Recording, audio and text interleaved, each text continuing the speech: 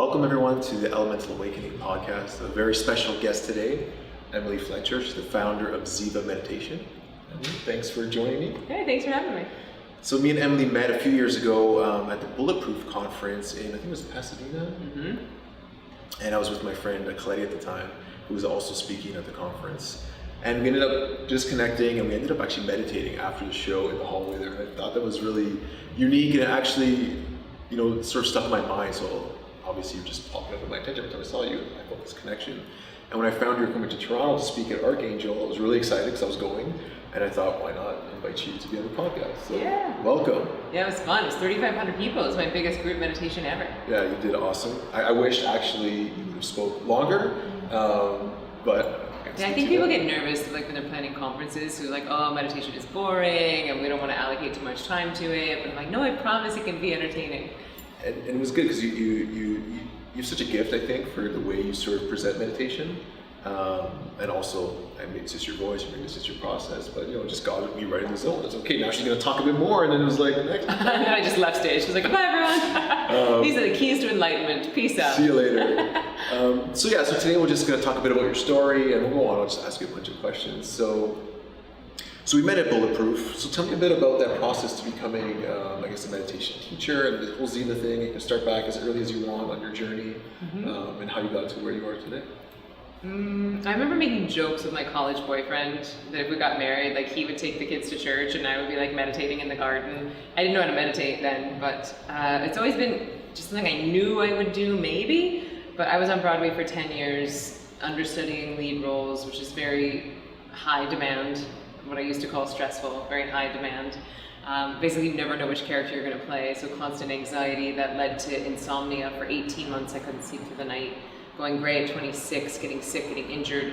So confusing why I'm living my dream and miserable. Found meditation, cured my insomnia on the first day. Have slept through the night every night since. That's been 11 years ago. Stopped going gray. Did not get sick for 8.5 years. And basically it improved my performance in my life so dramatically that I thought, why does everybody not do this? So I left Broadway, I went to India, and I started what became a 3-year training process to teach. And then since graduating, we have a brick and mortar studio in New York, and then we started the world's first online meditation training called Ziva Online. And that's a 15-day matriculation designed to make you self-sufficient. So once you graduate, you have the keys to the car and the driving instructions. And it's a trifecta of mindfulness, meditation, and manifesting. That's the Ziva technique. I've taught over 20,000 people to meditate so far. My first book came out in February. It sold 45,000 copies in 6 months. I was like a top seller. Yeah, we made it up to number 7 out of all the millions and trillions of books on Amazon. Congratulations. And I think we also made Publishers Weekly bestseller list and USA Today bestseller list. So yeah, that's been really exciting to see like a whole new crop of people, because we're really framing meditation as a performance and productivity tool, which it is. So I think it speaks to people that wouldn't normally identify as meditators. So what is it not then? Because it seems like meditation can do so many things, but just has to, I guess, be plated in the right way for people to want to, absorb it, right? Because some people think it's like boring, or I can't do that, it's too difficult. Well, I think a lot of people think it's hard because they're trying to do techniques that were made for monks. And the meditation portion of the Ziva technique, even though it's 6,000 years old, it was made for people like us, people with busy minds and busy lives. So usually when people think meditation is hard, they're trying to clear their mind. And that's impossible. The mind thinks involuntarily, just like the heart beats involuntarily. But if you're trying to do a monastic form of meditation, you're not a monk, you're going to try and focus and concentrate and clear your mind, and then you just feel like you're failing, and then you quit. And the thing about Ziva is that even though it's 6,000 years old, like I was saying, it's actually more effective than the monastic techniques, because monks are meditating all day. That is their contribution to society. Whereas if you have a job and a kid and stuff to do, you have less time in your day with which to meditate, so you really need a tool that's going to go in, give your body deep healing rest so that you can be the most amazing version of you for your life. And that's what we say, is like we meditate to get good at life, not to get good at meditation. I love that. I love that reframe there. So you said 6,000 years old twice. You're obviously not 6,000 years old. Maybe you're actually meditating a lot. I mean, the anti-aging effect is really helping. So tell me about that. Is it a tradition that you borrowed it from, or that you're using? Is Ziva the name of it? Well, Ziva is the name of my company, and the Ziva technique is something that I created. So the combination of mindfulness, meditation, and manifesting, that's sort of my invention, if you will. That's my swirl on these ancient tools that have been around as long as time. But the meditation portion of Ziva I did not invent. That is based on something called Nishkam Karma Yoga, which is a fancy Sanskrit way of saying union attained by action hardly taken, or the lazy man's meditation. And it's nice because it means you don't have to like effort or focus or concentrate. It just feels kind of like a nap sitting up. It feels really sleepy and lazy. And yet you feel so much more energized on the other side. You feel so much more productive and focused on the other side, because if you go in and de-excite the nervous system and give your body this deep healing rest, you are not only less stressed on the other side, but you're also more awake. That makes total sense. Okay, so before we get more into the meditation, just a bit back to your story. So was there like an awakening moment where you knew things had to change, like that your life just shifted and you went in this path? Because, you know, like you said that you're feeling stressed. You said, I think specifically, you're miserable living your dream or something like that. Yeah. Was there like a day that things shifted? Did meditation was the first thing that you went to, and then it just changed? Well, there was a whole series of events. So my father passed away when I was 24, and he was diagnosed with stage 4 liver cancer. And so I left my job, took a leave of absence, came home, became like a makeshift cancer nutritionist. And by the time I got home, he was in a coma, couldn't walk, couldn't talk. And so then we started feeding his body and starving the cancer. And within like 48 hours, he was able to talk and walk again. And even though he only had a few weeks left of his life, he was at least able to say his goodbyes, and we were able to say goodbye to him, and his quality of life improved. And so that was the first time I really understood that food could be medicine and that you could heal yourself. And so then I thought, well, maybe I'll leave Broadway and become a naturopathic doctor or something. So I started researching alternative medicine. And then when he passed, then I started therapy for the first time, and I worked with this wizard of a man named Thomas Jones. And I thought, well, maybe I'll teach this. And so I started training to teach his type of therapy, which is like speed therapy. And then I found meditation, and that was coming after, you know, the insomnia, the going gray. I was sucking at my job. And it's really embarrassing to be in a leotard on a stage in front of 3,000 people in a downlight and just knowing that you're sucking. And it's just so embarrassing. And just to have that happen 8 times a week, 6 days a week. And so there was a moment where I was like rocking myself in fetal position, listening to Eckhart Tolle on repeat, crying in between shows. Whoa. And that's when the girl sitting next to me in the dressing room was like, hey, you want to meditate? And I was like, no. And I didn't believe her, and I just kept sucking at my job. And then finally I was like, something has to change. So it was after like my 10th year of being on Broadway, understudying 3 of the leads, doing a chorus line. And I think it was just my ego was so bruised. Because I'm used to being good at stuff. You know, like most things that I put my mind to, I can be good at. But the thing about stress is that it piles up over time, right? And it starts to accumulate in your body. And so even though I had the raw talent, my body was preventing me from performing at the level that I knew that I could. There's too much stress. And so like, I know there's many people that are in similar situations as you were. So like, how do you know, like, do you just have to be a point of readiness to like make that change? Or do you have to like be pushed? You know, like, I don't think you can push anyone, because if you could, I would have. Or were you pushed to that state? Like, I guess you pushed yourself to that state where you got to like time to change. Yeah, like I don't think anyone else can make you meditate, and I think that you have to decide for yourself. There's something that we call worthy inquiry, which is like, do you want to learn, and are you willing to surrender something to learn? And what everybody has to surrender is their time. So even if you get a free app that isn't, for a lot of people, moving the needle too much, you're still surrendering your time, even if you didn't invest anything in a training. And I think, not to go on a tangent, but why a lot of people think they're too busy to meditate is that they download a free app, they do it for 5 days, it's not really moving the needle. They do it, they're like, I feel okay, but it's not these life-changing, world-bending benefits that everyone's talking about. And they think, well, maybe I just can't meditate. And then it turns out that they're spending their time versus investing their time. And this is a really important reframe that I make for people, is that when you do Ziva, you're not spending that time. You are investing that time, and you get so much more time back in your day. So for me, just to go back to your original question, I think that my own stress and my own embarrassment about my performance is what ultimately pushed me to want to make a change.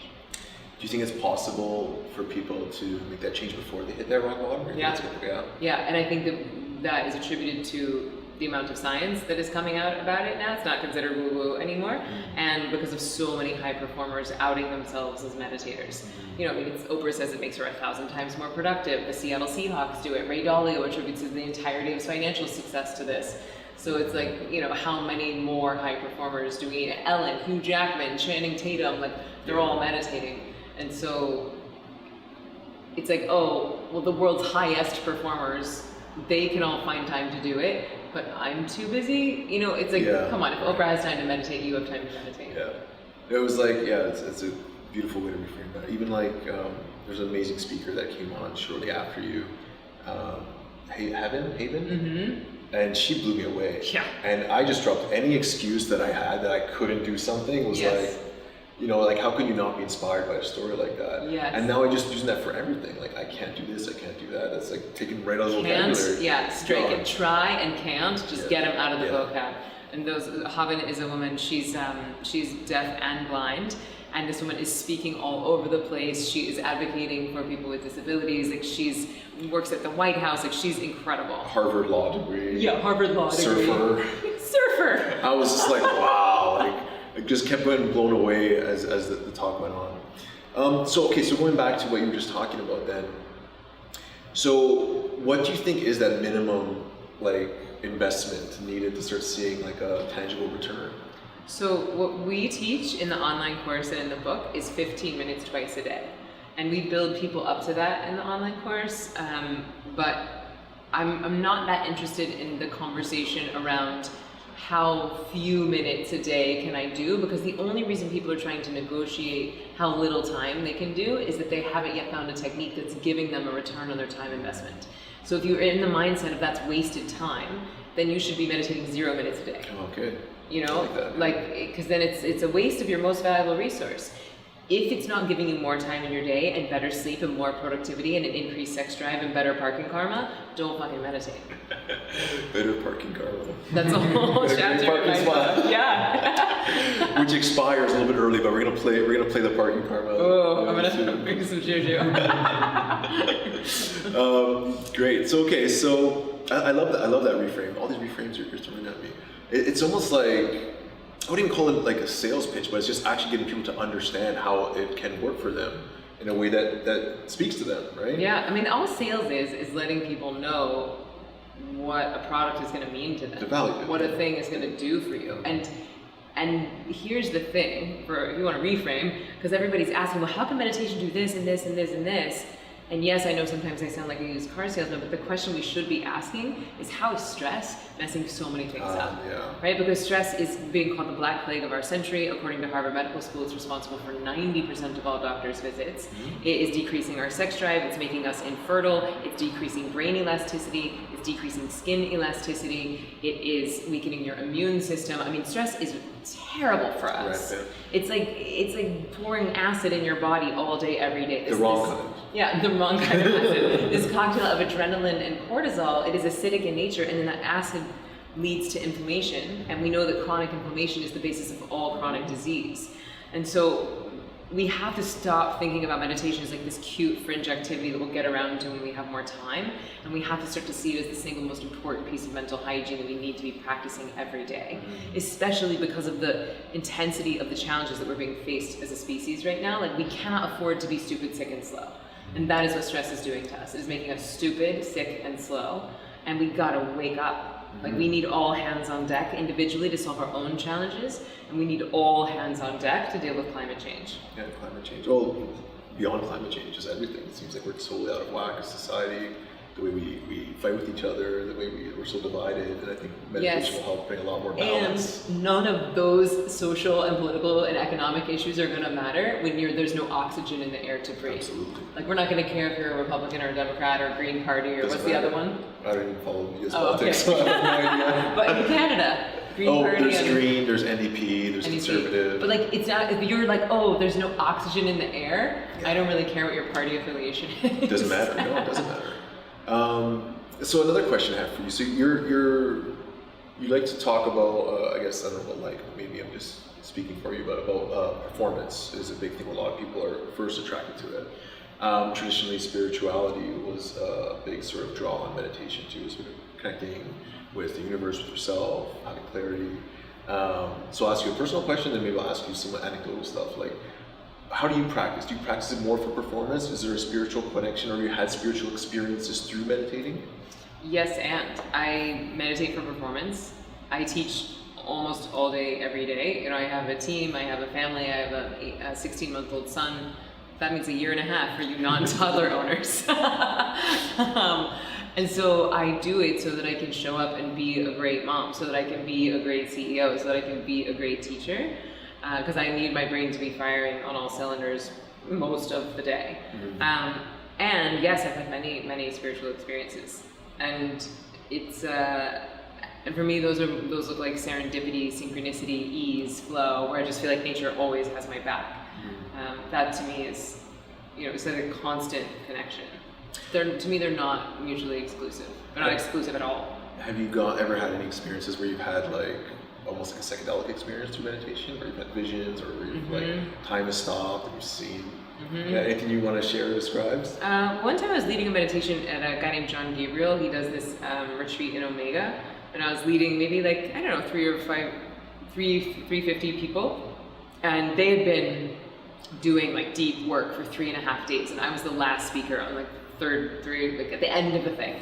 And these people, their hearts were wide open. They've been doing deep work. And so I came in, gave a talk on meditation, and then led a meditation. And it was maybe, I don't know, 35, 40 minutes total.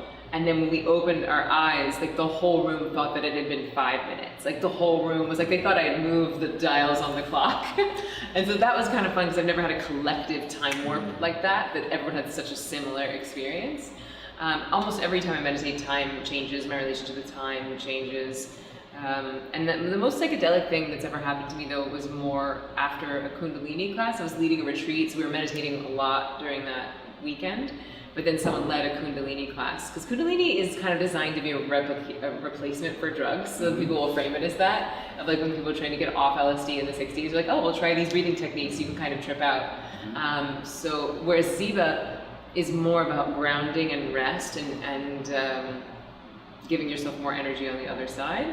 So it's not super psychedelic for me. A lot of my students report seeing visions or seeing faces or seeing colors.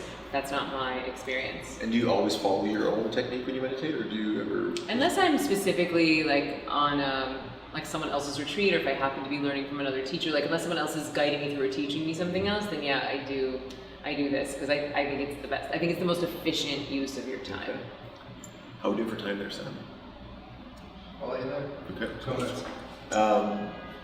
So what about in other people? Have you seen like high-strung business people come to meditation for performance and then become more spiritual? Or you ever have experiences like that? Yeah, it happens all day, every day. And it's like involuntary. It's just and P.S. that's my whole gig. Okay, like I'm taking the very powerful medicine that is meditation, and I'm wrapping it in the candy coating of like, hey, it's gonna make you more money, and you're gonna have better sex. I don't care why you come to meditation. You could come because you want less cellulite. Eventually, you're gonna be less of a dick. Absolutely. And so you cannot help but become more empathetic if you're doing the thing every day. And so, yeah, I have no qualms about framing it as a productivity tool, because it's just like you have to meet people where they are. Where they are, absolutely, yeah, absolutely. No, I think it's really important, because I think like one of my sort of intentions is to sort of tap into that corporate scene, because they have a lot of power in creating change quickly. So if you can shift their perspective on life, and even through something as simple as meditation, to become a lot more compassionate or open-minded to solving world problems rather than just focusing on profit. So. Yeah, and you can reach a lot of people very quickly. We've taught at Google, Harvard Business School, Viacom, Barclays Bank, and I do that not because I love fluorescent lights, but because it's you teach the CEO of one company, and then you can reach thousands of people. And we just actually really streamline our corporate licensing, so that's where we're looking to go, is to get Ziva Online into a lot of big companies, because it's just the reach of that is so fast. Absolutely. So I guess another question, because I'm an entrepreneur and I love business, and it seems like you've become an entrepreneur from a dancer. Did you have any entrepreneurial background from dance? BFA in musical theater. So I can count to 8 a lot of times. Is that what your financials are in, like rounds of 8 or something like that? Yeah. 8. So tell me about that transition for you.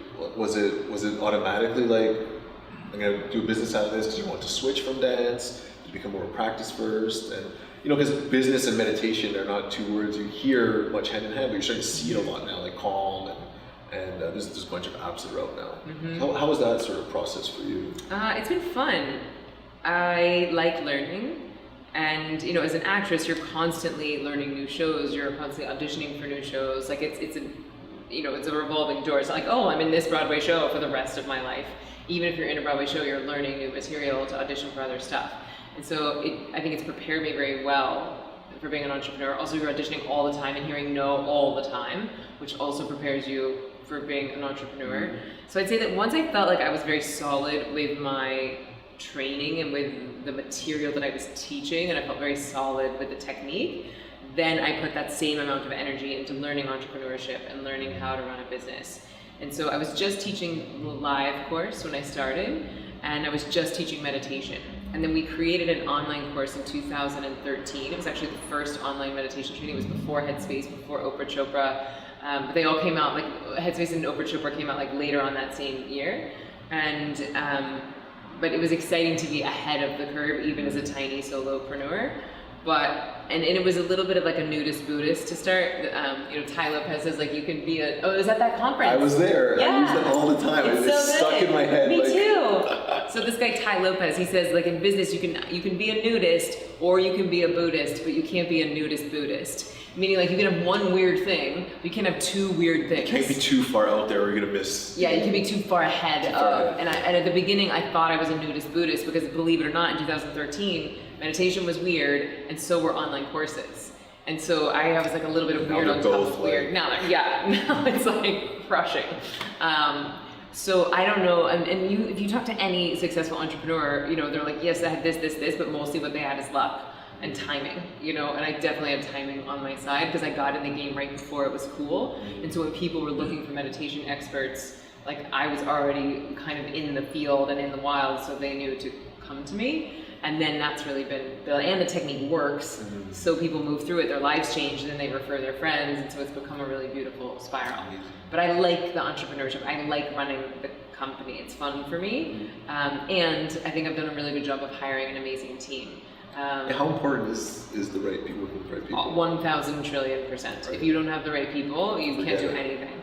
Or worse, it will put you backwards. How much do you incorporate meditation in the workspace? Is it like mandatory? Everyone's got to meditate twice a day. Do you have group meditations at work? Well, we only are in the office 1 day a week together, and those days, yes, we all meditate together. So we meditate on our own in the morning, but it's Mondays, and so Monday afternoons we all meditate together. And we do our company offsites, we all meditate twice a day. I mean, we bring it when we do like yoga, we do Ayurvedic, we bring in Ayurvedic practitioners, and it's fun to go, we've been studying the Vedas together, so it's fun to go deep down the rabbit hole. Cool. Yeah. So, as an entrepreneur then, other than meditation, what do you think is one of the main factors to your success? Is there anything that you can pinpoint other than meditating twice a day that you can really, say that, this is, and then I know you mentioned like being the right timing was there anything else that you did that you can recommend to people out there? I mean, hiring. I mean, my team is amazing. They do everything. I just show up and look cute and do high kicks and make some jokes. But they're really running the show now.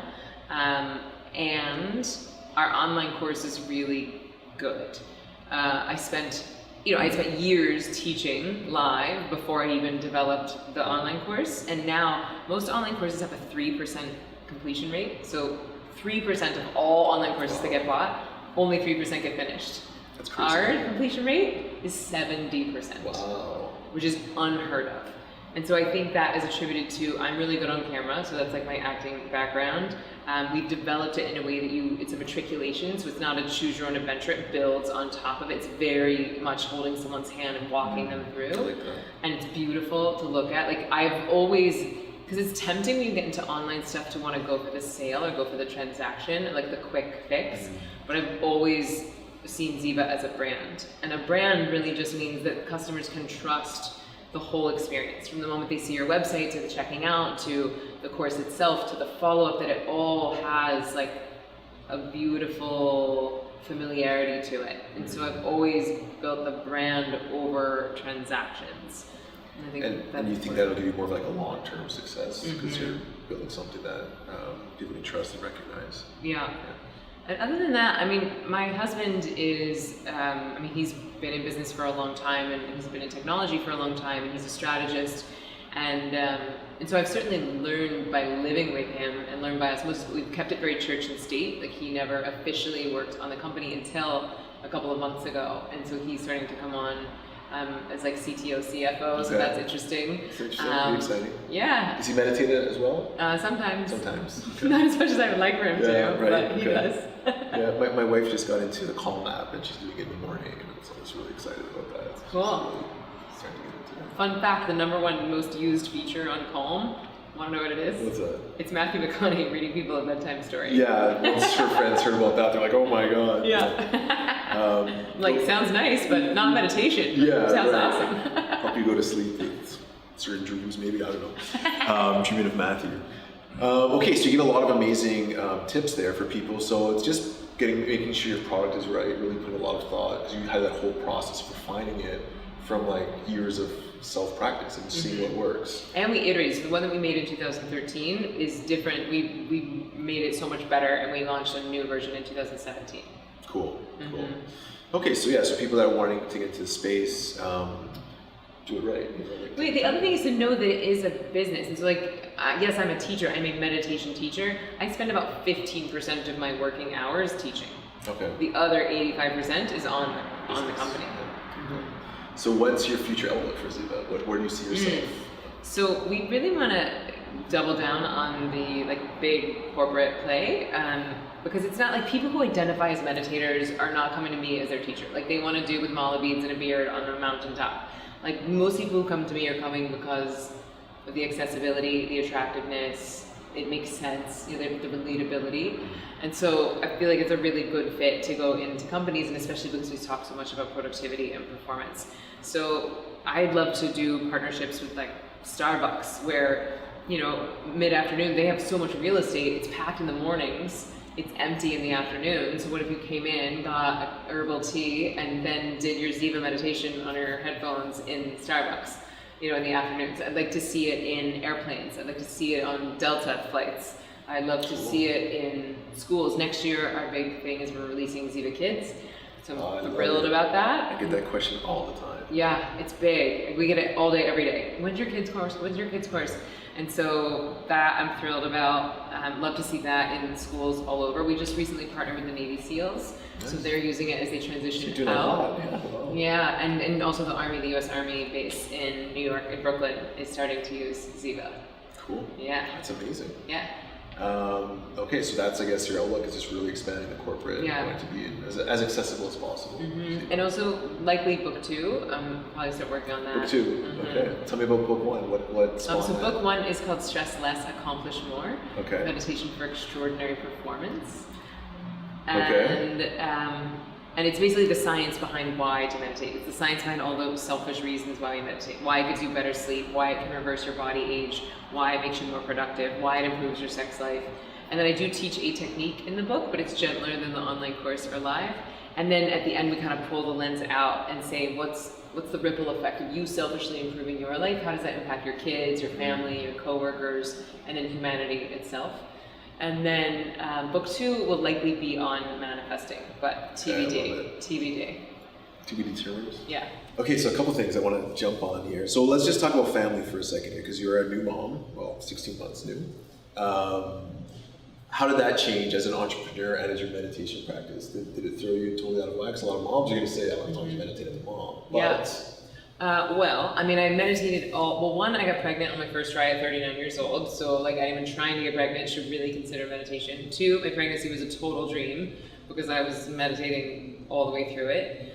Labor and postpartum were really tough for me. I really was like dreaming about my orgasmic birth in a tub at home, and that was not my experience. It was 4.5 days. I ended up having an epidural. It was really intense. And then my postpartum was also really intense. It was just a string of physical challenges. So I ended up not meditating for about a month postpartum. And I think I needed to be stressed. I needed that adrenaline and cortisol to stay awake because I was up around the clock, every 3 hours around the clock. I would sleep for about an hour and a half every 4 or 5 hours for 24 hours a day for months on end. And so I think if I had the time, my body just made me sleep. So, and then about a month in, I started meditating once a day. And then 2 months in, when I went back to work, I started back to twice a day. So it's not about having a perfect record as a meditator, but it's about, I'd spent 11 years putting deposits in the bank account. And so I was able to make some withdrawals. and I needed to make those withdrawals because it was an extraordinarily high demand time. Now, not everyone's experience is different. Some people have fertility issues. Some people have a terrible pregnancy but a great labor. So it's like, I think anytime you're birthing a human, you're gonna walk through the fire at some point. And so it's just a matter of when and where that happens. But what I found with meditation is it just helps you recover so quickly. And when I went back to work, it was then, we were 4 months out from my book launch. So I had a 6-month-old at the time that my book came out. So yes, I was meditating because there's no way I could have made it through nursing, running a company, and a book launch simultaneously had I not had this practice. But the big thing for new parents is that to not let perfect be the enemy of good. Like we teach 15 minutes twice a day, but it's like if you do 10, great. If you just had coffee, who cares? If it's the middle of the night, who cares? Like you just do it as a new parent. You're in the war zone, so you just get it done. Oh, that's good. That's good. So if you have a family and you're a young parent, any sort of time, there's always 15 minutes you can carve out every day. Or even 10. Even 10, Yeah, I agree. So let's get meditating, guys. It's a game changer. It's been a game changer for me. And I'm sure you have thousands of stories of people's lives have been transformed through meditation. Do you get a lot of emails, people reaching out to you saying, like, thank you so much, my life has changed forever? It is why I do what I do. Is that the most fulfilling thing, more than the money and the profit of being entrepreneurs? Well, there's two things that really get me excited, and one is like numbers of people, like leading a meditation for 3,500 people, thrilling for me. I want to be doing stadiums of people. Okay. I want 45, 50,000 people in a stadium. That's what really excites me. But then besides that, it's the emails from my students being like, hey, my insomnia is gone, my IBS is gone, I was able to get off my anxiety meds, I stopped biting my nails, I broke up with that ding-dong head, I started that company, and that's all day, every day. It's universal. I think it's because you're bringing the body back into its natural state. It's that state of relaxation and calm so that it can clearly create your future. And I think that's where you go with the manifestation, right? Which is the next thing I want to talk about. So when you said that, it's like really sort of resonated with me because when I coach students, I also talk about, I try to phrase it through things. Like there only really is the now, like this moment now, but you can sort of project yourself into the future. You can also heal your past, But if you're too much in the now that is chaos, you can't do either because you're always putting out fires in the now. You're worrying about what's this next thing in front of you. But if you can get to that state of calm, from my perspective, you can work on those more subtle layers of things that you're not as conscious of when you're busy, like what triggers you or where you have emotional pain. Or once you're sort of in a really clear, calm space, you can really start visualizing what you want to create in life, right? And that's when things get really exciting. And these weird things start happening, like you start thinking about something and it just happens like that. And one example today, when I came down here, I wanted to check out this meditation place for a long time. And my friend Sam was in here, and he just sort of popped out of the blue to come to Toronto before he was on his long trip. And okay, I want to go check out this studio. So you sent me the address of this place here. And I said, let me check how far the other place is. So I put it in. It's literally 2 buildings down. Like not even, like it's next door. We were just laughing. That's great. Like 4:30 and 4:10. So it's like, perfect. well. So tell me your take on, the 3 sort of stages or the 3 parts to your process of manifesting. And you explain it better than me. Yeah, so the Ziva technique is mindfulness to help with your stress in the now, meditation to get rid of your stress from the past, and manifesting to help with your dreams for the future. And I am 100% on board with everything you said. So step 1 for a lot of folks is mindfulness. And by the way, I would call most of the apps out there, most of the quote-unquote meditation apps, the free YouTube videos, the drop-in studios, I would put those in the category of mindfulness. Because anytime someone's guiding you through something, anytime you're directing your focus, it's keeping you in your prefrontal cortex, it's keeping you in the realm of thinking. And so it's very good at creating a state change. Like taking an aspirin when you have a headache, state change. What meditation is doing, and what Ziva is unique in, is that it's giving your body this deep healing rest that's 5 times deeper than sleep. And when we do that, we de-excite the nervous system and we allow the body to heal the stress from the past. All that stuff we've been storing in our cellular and even in our epigenetic memory. And so as we start to get rid of that stress from the past, that's ultimately what's ushering us into higher states of performance. But what I found is that the combination of meditation and manifesting is so much more powerful than either one alone. And the manifesting, like you said, it's getting super duper present in the now and asking, what would I love right now? Getting yourself into spirit, getting yourself into possibility. And then if there's a trick to manifesting, it's imagining the dream as if it is your current reality. Whereas what a lot of us do accidentally is we worship the space between where we are and where we think we should be, which is the definition of stress. And so you use that sacred time where the right and left hemispheres of the brain are functioning in unison, where you've strengthened that corpus callosum, and you start to imagine the dream as if it's happening now. And it's like training your cells to believe that it's possible. And then when the opportunities come, you're less likely to self-sabotage because you've already been imagining it, so it doesn't feel like you're such a fraud. Yeah, that's usually how it happens. I find you find this new awareness to see the opportunities. Yeah. Because people say, how is that even possible? Like, you just think about something that comes. But I think the opportunities are always around us for us to live the life of our dreams. But we don't have the awareness because we're so like stressed. Stressed. And when you're stressed, your vision quite literally changes. You get blinders on. So when you're less stressed, you're right, you start to see the opportunities, which were likely there all the time. But also if you're not clear about where it is you're going, it doesn't matter what signs you're getting. Absolutely. If you didn't put the location in the GPS. And I think a lot of people get clouded by expectations from their family, from society, of what they should be doing, and what success means. Like, maybe success for you was being that lead role, and all that stress of just being the understudy maybe like hurt you or just got you, discouraged. Maybe it wasn't even what you really wanted. I don't know because I don't know your story, but a lot of people get put in these roles where they feel they have to do something because of what their friends are going to think, what their family's going to think, what society's going to think, what success means. But when you get clear meditation, sometimes you start questioning these things. And you think, wait a minute, do I really want? Is this what I really want? And that's where I think when you're in that natural state of being relaxed, it's a lot easier to make those sort of decisions and saying, maybe I should try something different, or maybe this is not for me. Yeah. And you're able to hear how nature wants to use you. You're able to trust your intuitive desires, and you're not so mired in the addictive longings.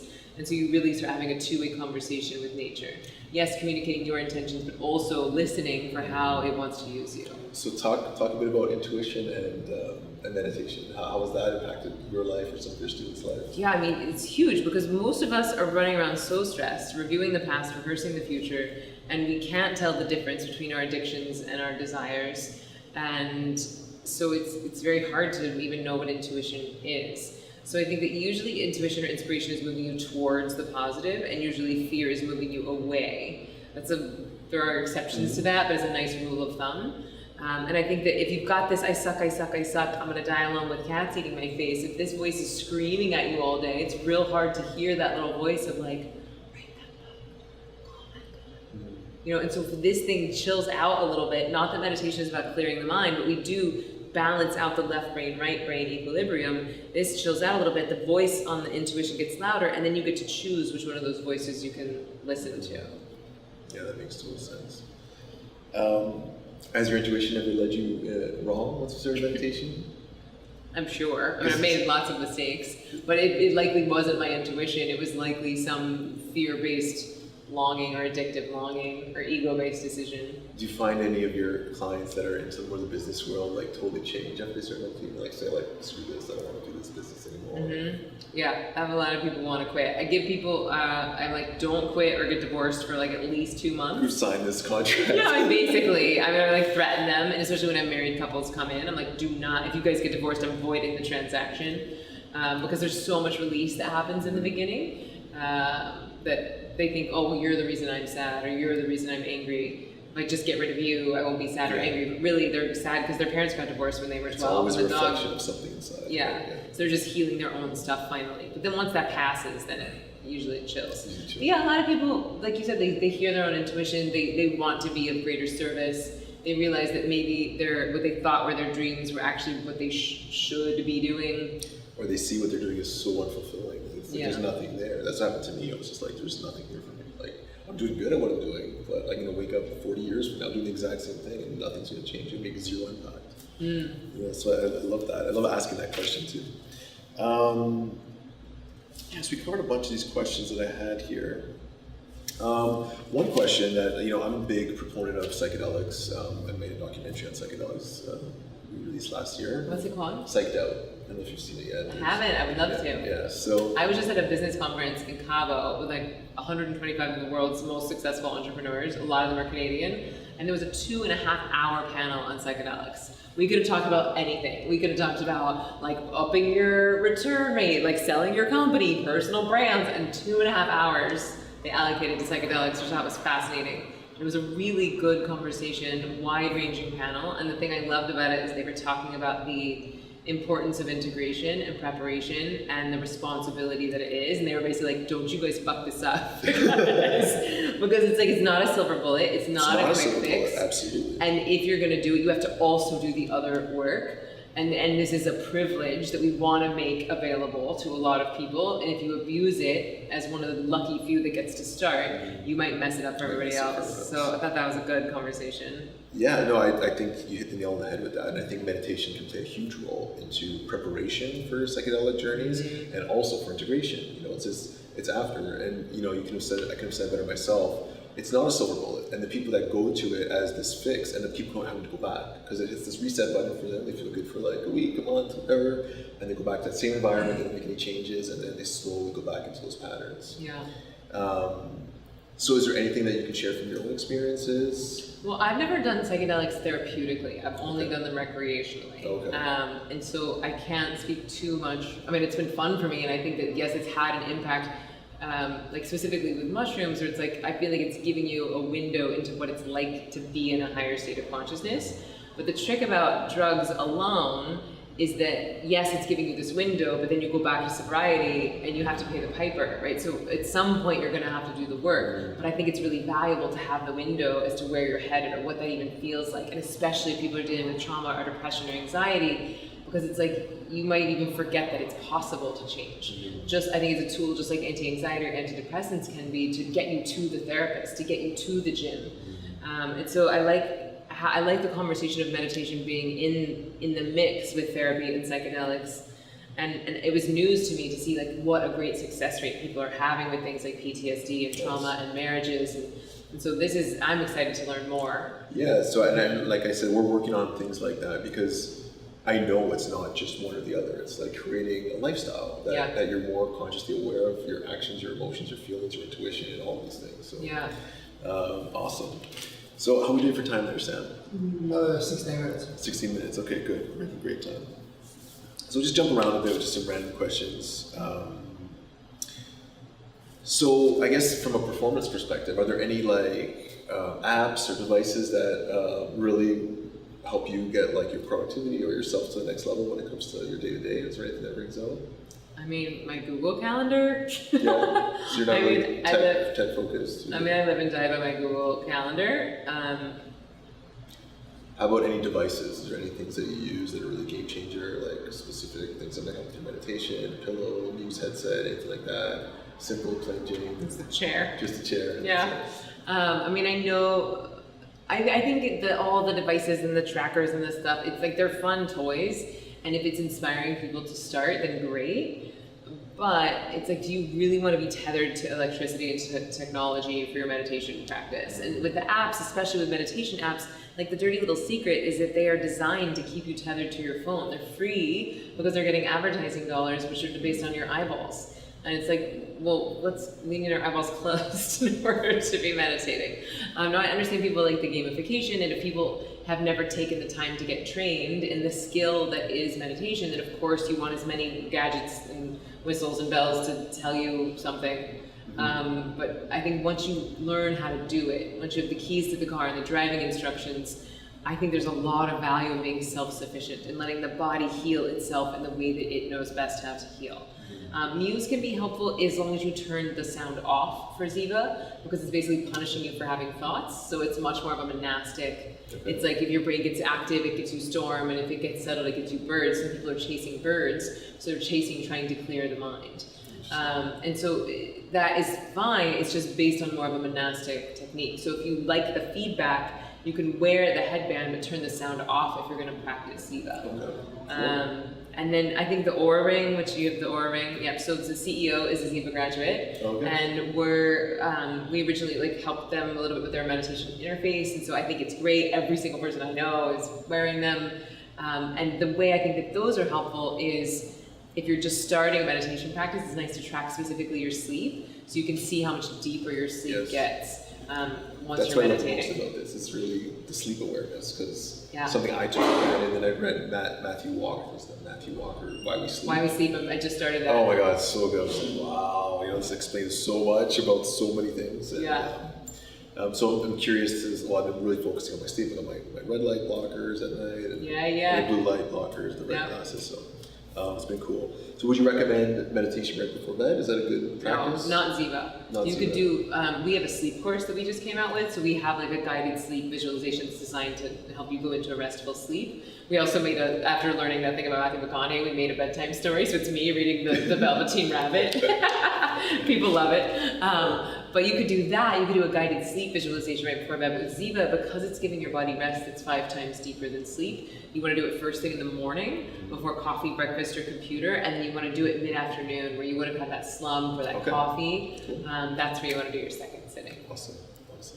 So we covered most of my questions. I guess this question is one I ask most people. Is there anything I didn't ask you that you wish I would have asked you?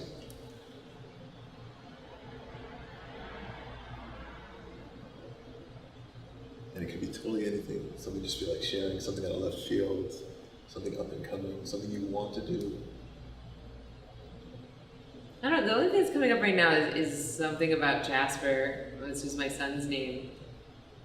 I think in hindsight, looking back on the 16 months that we've had together, I feel like I've been relatively present with him, and I don't know what it's like to not be a meditator and have a kid, but I assume that my 11 years of meditation practice has afforded me this gift, this luxury of being hyper-present with him, and that perhaps is the single most valuable thing that meditation has done for me. Wow. Because I don't feel like I'm wishing it away. I don't feel like I'm like, oh, remember when he was 5 months old and he was just a baby, or like, oh, I can't wait till he can talk. Like, I'm not reviewing the past, rehearsing the future. I'm just really savoring every moment, and there's such lessons in hyper-presence because they are changing so quickly and they're so present that I feel like I'm able to just be in there in that presence with him.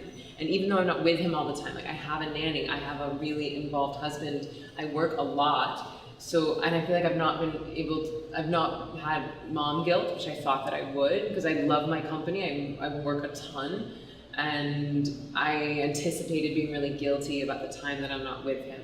And I don't feel guilty, when I'm with him, I'm all in. And when I'm working, I'm all in, and I attribute that largely to meditation. Mm-hmm. Yeah, I think it's important, and a lot of people ask me that question too, because I'm also extremely busy like yourself. But I think the best example that a parent can give to their kids is to be passionate about life and about what they do, but also to be present. So it's that good balance of passion and presence, and show them that it's good to follow your dreams, it's good to work on things that you're inspired by, that inspire you, especially things that are helping other people. And then also be present as well. Because I see some people that work so much, they come home, they're exhausted, they don't spend time with their kids, they're trying to like medicate themselves with phone, booze, alcohol, weed, and they check out. Yeah. And I even struggle myself trying to make sure that I maintain that balance. Sometimes I do feel, I wouldn't say guilty, but I think, oh, I wish I could spend more time, but more time has to come from somewhere. So just finding that balance. And sometimes we spend a whole week on a trip together. It's just like every minute of every day. Yeah. But yeah, thank you for bringing that up. I think it's really, really important that being a parent, you can be an entrepreneur, you can run a huge meditation company and do all these things and also be present with your kids. And also the team there, like I have a nanny, I have a husband, my mom was with us for the first 4 months when I was in book launch, so like none of this I'm doing alone. Like I have really great support systems, which is a blessing and a privilege. Not everyone has that. Yes. So what's something you're most grateful for? It's Jasper, it's my son. Yeah, it's just, he is a gift beyond measure. It's such a life-changing experience. Like the love you feel for your kid, like you think you're in love so many times in your life until you have a child. For me, it was like a totally different kind of love. Yeah. Yeah, beautiful. I had another question, just because you brought that up, it just totally took my attention away, which was a good thing. I was grateful for I asked you that one. I guess we can just, we'll just wrap up then with just where can people find you? People want to get started in meditation. What's like that first tip, that you would give to people? Some advice. So the first tip is know that it's a skill and it requires training. Like you could get a free app, you could just like sit down and close your eyes, and there are a magical few people on the planet that can just close their eyes and magically cognize some meditation method. Most of us need to learn how. It's just like I wouldn't expect myself to start speaking Japanese tomorrow or start doing gymnastics. You got to take a class. So I would say, if not me, if you think I'm a ding-dong head, find someone. Like, stress is killing us. And so if you're not managing your stress, it's managing you. So if not Ziva, find someone that you trust and respect, and then invest the time in getting trained. And then once you have the tools, no one can take them away from you. It's like they'll be yours forever. And as far as if they are interested in doing Ziva, the book, Stress Less, Accomplish More, is available on Audible and Amazon. And then our online course is just at zivameditation.com/online. Cool. Yeah. So, any books that you're reading right now? Why We Sleep, I just started. Okay, cool. And I'm gonna start Dave Asprey's Superhuman. Okay. Yeah. And I'm reading Getting the Love You Want by, it's Harville Hendrix. Nope. Yes. And his wife. I can't remember the authors, but Getting the Love You Want. And I have a lot of friends that Marie Forleo just came out with her book, Everything is Figure-Outable. So I'm trying to cycle through my friends' books. Cool. I remember that question. Marie Forleo's not my friend. I want to be friends with her. Okay. We're acquaintances, but we're not friends, so I don't want to misrepresent, but I want to be friends with you, Marie. Manifesting, it's happening. It's happening. Visualization. Yeah. I remember that question. What's something that you want to learn about that you don't, that you feel is the next thing? Is there something in particular that, I want to learn that, whether it's like NLP or a different technique or dancing? Is there anything that curious is like that's on your list of things to learn? Because I love asking people like you who are entrepreneurs, like what that next thing that you feel you want to add to your tool belt. I think it's surfing and stand-up comedy. Okay, I could see both actually, maybe simultaneously. If I do stand-up on a surfboard, that's it. Game over. Game over. Okay, well, let's end with that visualization. Thank you guys so much for tuning in. Please check out Emily's work. She's amazing at what she does. I haven't taken the 15-day course yet. I'll be totally transparent, but I plan to do it right after this. Great. Because you can report back. You can do it. I will report back. Absolutely. But any kind of meditation is going to help you with your life. So just get started, like she said. And please check out her stuff. Do you have like a YouTube channel, anything like that? Yeah, we're all over social media, just at Ziva Meditation. And Ziva's Z-I-V-A. Some people think it's the other way, but Z-I-V-A. All over social media, YouTube, everywhere. Cool. Awesome. Thanks for tuning in.